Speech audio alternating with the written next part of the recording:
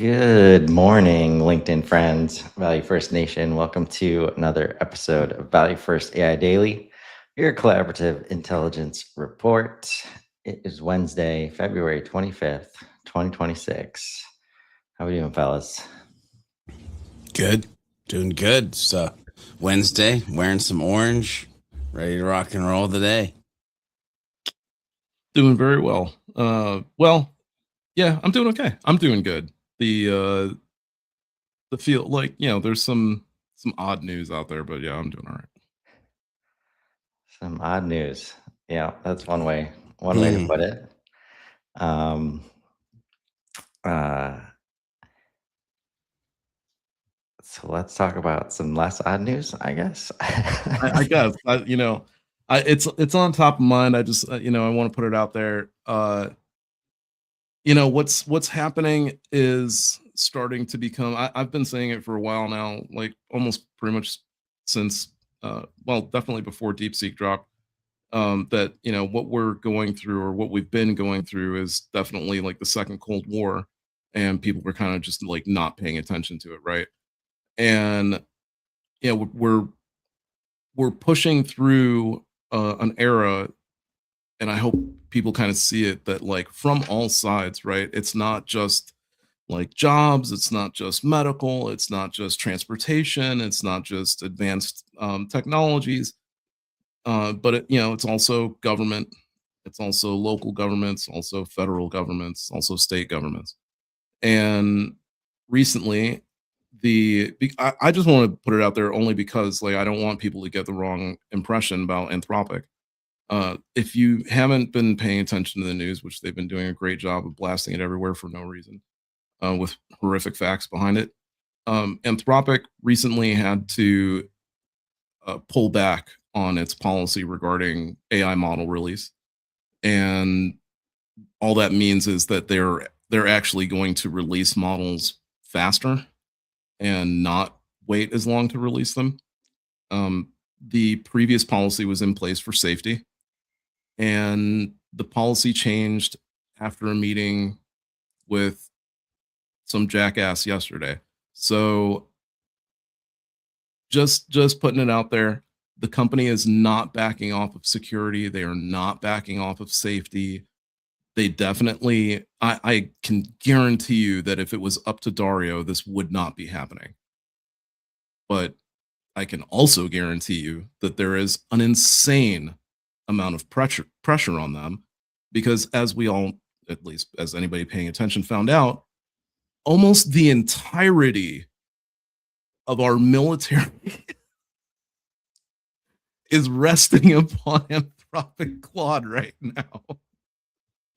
Apparently the most complex systems right now that the military is running run on Claude, which I found to be just like really staggering that they were so upset at even the thought of losing Anthropic. And there was just crickets from the OpenAI camp. Yeah, or even Google, right? Like even Google has contracts with them, but I'm assuming that hopefully Demis has, scruples and isn't willing to like bend on those kind of rules, right? Um, so Yeah. I don't know how it works, but I guess when you're the number one underlying provider, uh, so Right. good Infrastructure. and bad, I guess. I don't know. Like, More yeah. bad than good. When it's infrastructure, you don't just get to, pull it out or change it or, and it's like when you think about if you embrace the fact that very unlikely that you're going to be able to keep AI, or this level of intelligence out of use cases, out of all the use cases that you just would love to not have to deal with it in, like military, let's say. And like knowing the DNA of Claude and Anthropic and like of our options, it's hard to pick somebody better to be leading from the front like that uh, in those kinds of use cases, and also with the safety policy, which I was looking at a little bit yesterday.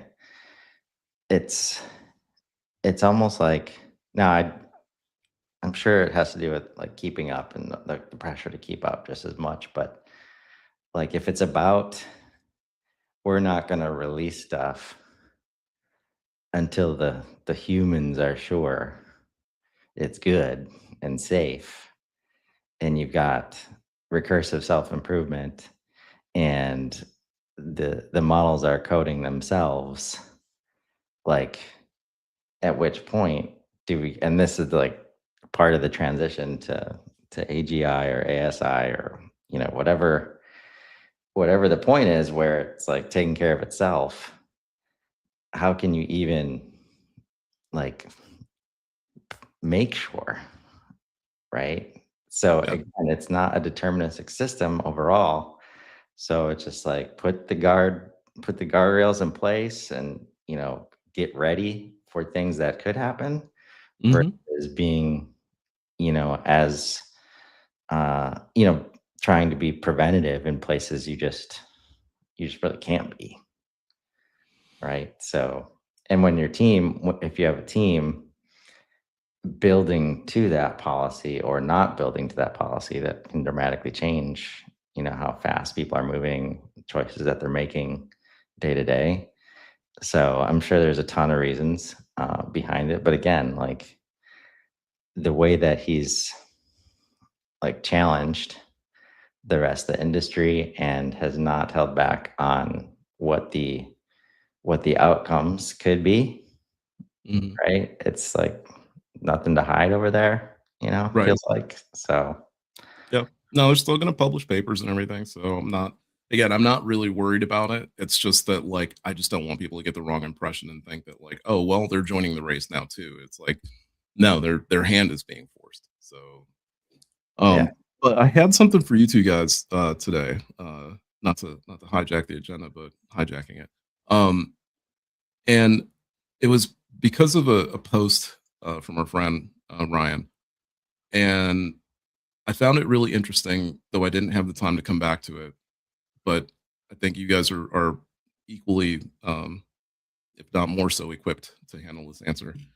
Um, the post was about where the human aspect lies in what marketing interactions and stuff like that. And what I've heard from other people is that you get the busy work done, the stuff out, get the stuff out of your way so that you make time for like the real stuff that matters, for like the human element of it, right? And when I hear people talk about it, and it's not everyone, but when I hear most people talk about it, they say that human element relates to the relationships, and it relates to the conversations and the meetings and the handoffs and all that kind of stuff. And I sat back and kind of chuckled to myself because I think a lot of the time, maybe people don't really spend as much time under the hood of their car. They drive it a lot. They think they know what's going on under there. They read the manual. They read the booklet when they bought it. But, again, every oil change, maybe something's knocking around or so, but otherwise, not a big deal. The reason I say that is because for those of us that work under the hood, there's a lot of humanity that goes on there that no one talks about. There's a lot of humanity that I bake into the automations and the things that go on the back end, right? Um, I don't get that interface with the client like as much, right? Um, and I certainly don't get the interaction per se with like with the intended target, but I still have to match the expectation that a person, was underneath the hood, working on everything, making sure that it came out properly, right?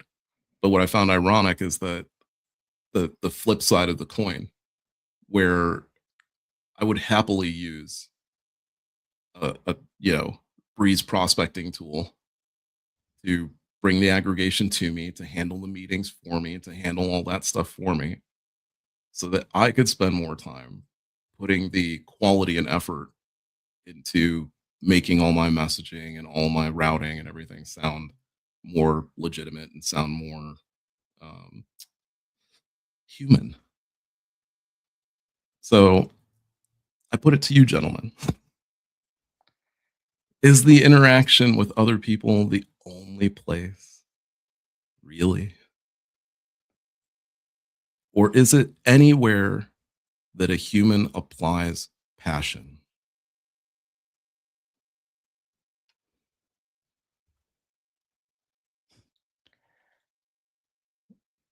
Are you familiar with the post that he's referring to, George? I'm not. I'm Okay. not familiar with that Well, post. I won't dive deep, but the framing was a client like suggested, kind of not in a great light. It's like, oh, you're just gonna go use AI to build this, and it's only gonna take you 15 minutes. Mm, So what are we what are we paying for here? yeah. Right. And so as you might imagine, based on uh, Nico's uh, Nico's feedback there, the idea is the human gets to spend more time with other humans to uh, all of the calls to get the details out of everybody to make sure that that 15 minutes is higher quality output, et cetera, et cetera. I won't read the whole post, but that's the framing here. So I imagine you've at least had some questions when it comes from clients or prospects about, using AI in the work that you do, and I'm curious how you might I have deal with a received comment no like that. questions. I have received no questions because I have made statements first. I'm the one that is pushing, charging, asking, well, hey, did you try AI to do that? Or have you built an assistant yet? Or let me show you some cool things that we can do. I mean, literally yesterday, and it's funny how serendipitous this is, but yesterday I talked to 3 different clients about 2 things that I would have never been able to build before AI and setting up systems and processes to make me, the human, be able to do things that they would want or need me to do that before we would have had to have talked to somebody else and it would cost them additional money. And now, because of what I'm doing, what I'm preaching, teaching, if you will, we can get a lot more done with the partnerships we already have. And so why would they ask questions or complain? I'm taking the wheel, which that's what as humans we should do, is take the wheel, drive the narrative, lead the way.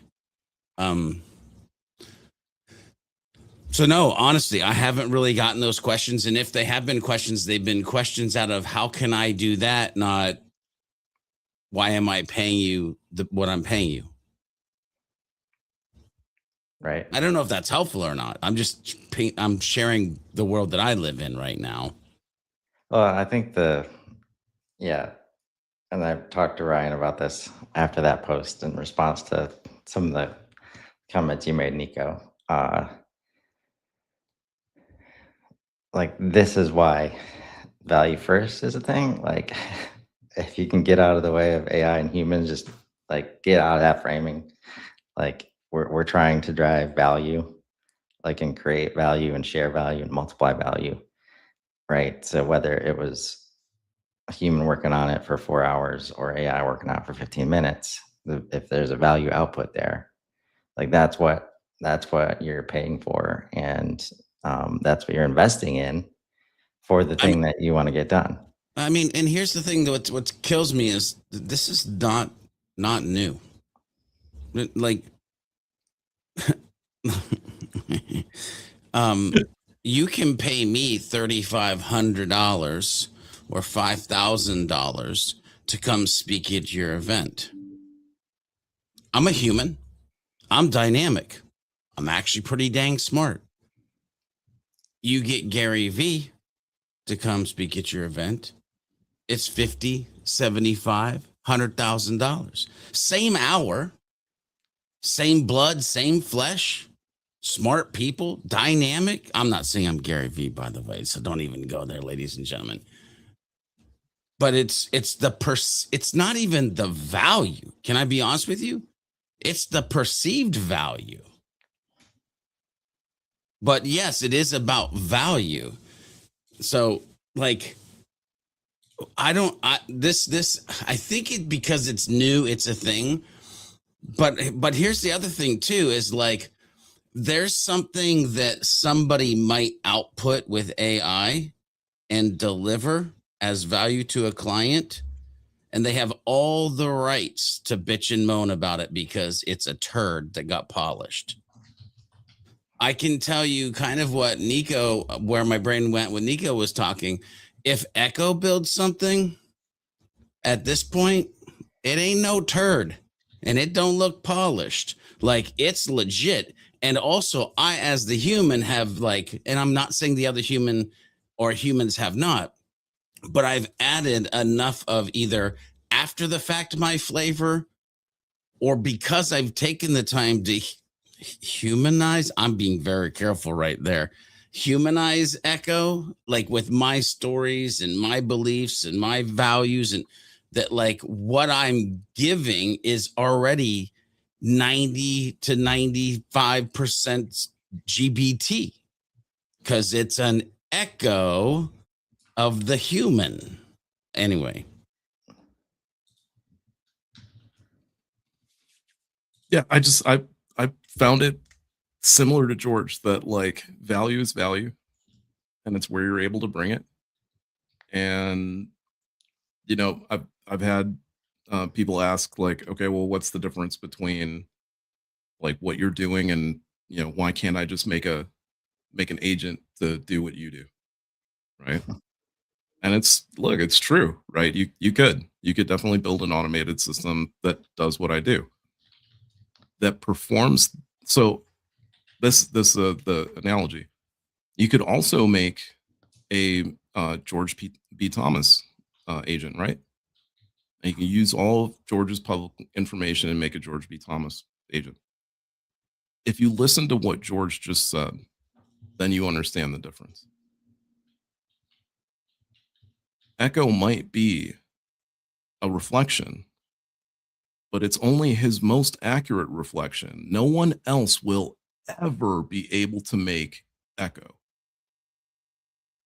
because Echo has all of George's personal stuff in there. It's got his conversations, his interactions with it. His agent, people are wondering like, well, how are your personal agents going to go to work for you? His agent goes to work for him because it's him in agent form. So when you talk to it, it's, you know, it's like how you're talking to him, right? If you try to recreate that, it will be real close. It's kind of like trying to recreate a person as an agent. You'll get real close, but they're never necessarily going to react the same way, talk the same way. They definitely won't make the same decisions. That is the biggest difference. The weights. People talk about like, oh, it's just stringing automations together with prompts and this kind of stuff. No. Once you actually get under the hood and you start actually getting into the engine, you start figuring out, hey, words have power, and in that sense, there's weights that you can apply with how you do certain prompts, with how you you can build certain metrics into the prompt. You can build certain decision trees into the prompt. Outside of that, you can build decision trees with multi-agents that check each other, check other resources, come back and do certain things. Depending on that whole, I keep telling people like, yes, there's apple pie. Yes, there's every recorded way of making apple pie. Yes, there's every recorded ingredient for every way of making apple pie. no, there is no record of how each person puts all that together. Yeah. Chris, can you share my screen, please? Yeah. So a perfect example of, and I try to be completely transparent when I did this, and let me just bump this up a little bit so maybe people can see it even better. I try to be completely transparent when I did this. I put a thing out because last night, and I sent some screenshots to you guys via Slack where I was like, oh my God, like I thought I was going to add something and it's already there, like type scenarios. Yep. And so I just did this post. Like, if you're a podcaster or video creator, you want to talk about AI, like you need to meet Echo. We need to be on a show. That's not why I'm showing this. I purposely said this, Echo's words, not mine, meaning I did not write a lick of anything below this. Okay. But the question was, I asked, like, hey, if we were going to be on a show, what capabilities would we talk about? Voice clone, not audio writing. I've ingested your writing style, signature phrases, philosophy, beliefs, even your verbal patterns from 60 plus podcast transcripts. When I write, it sounds like you, not a robot. Whole ass human, whole ass human energy, not corporate speak. So, like, listen, one to many content engine. You give me one idea, scripture or transcript, and I can produce a full devotional package, article, prayer, video scripts, YouTube shorts, songs, image prompts, LinkedIn post, newsletter segment, post, like one input, dozens of outputs. I'm not going to read any rest of this, but like it knows so much, like just so much. And on purpose, like that, when I talk about, see, here's the thing. When I talk about context engineering, I think people don't understand what I'm talking about. Because when you do something like I've done with context, and also what I've done with the construct that it's then looking through to do, like, I don't know. Like, it's, I don't know. If you don't get it, you don't get it.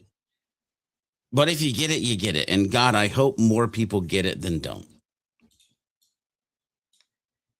Yeah. I had that feeling yesterday. And like, I think that's where, like, when you don't have to add anything and the outcome is better, like, you know it. It's like, oh, that's better than I wouldn't have done anything like that. I wouldn't have wrote that. Holy crap. Right? Like, because that happened to me yesterday while we're live on, setting up Customer Agent for the first time. Mm-hmm. And I go over to, I say, hey, Sage, I want you to work with V to we're going to set up Customer Agent. And I just give this screenshot, right? So set up HubSpot Customer Agent, screenshot, help me fill these things in, right? Tone, use a warm, direct, and genuinely helpful tone. Sound like a knowledgeable team member who cares about the person's real situation, not like a marketing chatbot trying to capture information. Be confident, never pushy. Be concise, but not cold or dismissive. If you don't know something, say so honestly and explain what you can do instead of deflecting. Aim for every interaction to leave the person feeling heard, respected, and valued as an individual, not processed. Like, and the rest of these are just as good. And it was like, they're yeah, and that comes from like all of the work done. So in this case, my human domain expertise has been applied like everywhere else, right? Leading up to this point, to where I don't need to edit. I don't need to put my fingers. I don't want to make the apple pie. I'm not good at that part. Okay. I want you to know exactly how I like the apple pie though. Right. So that you can hit it and like, oh, we're going to George's this weekend versus going to Nico's. So we might want to change up the apple pie a little bit based on that context of situation, right? I mean, as soon as you start like down that path, Nico, it's like there's a reason that I want my wife to cook everything. Yep.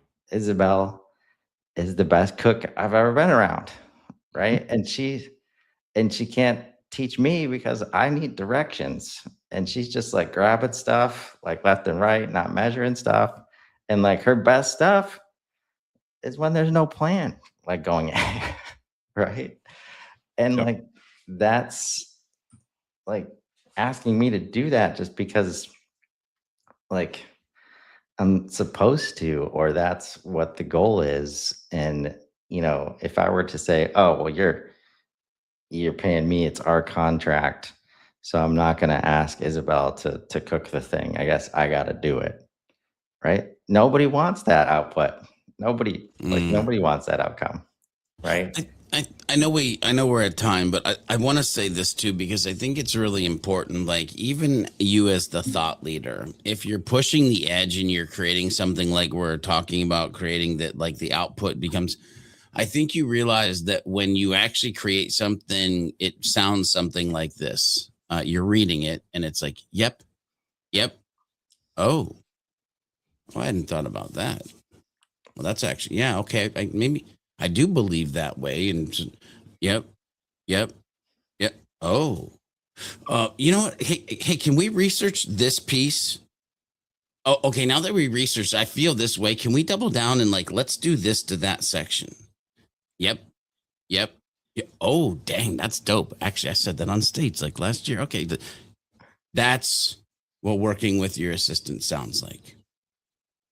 You're Yeah. learning as you're teaching, because your open-mindedness and your growth patterns of upgrading yourself as a human 1% every day are taking place as you're adding value to the world. Oh my God, I'm done. Everybody have a wonderful rest of your Wednesday. We'll catch you tomorrow. Thanks.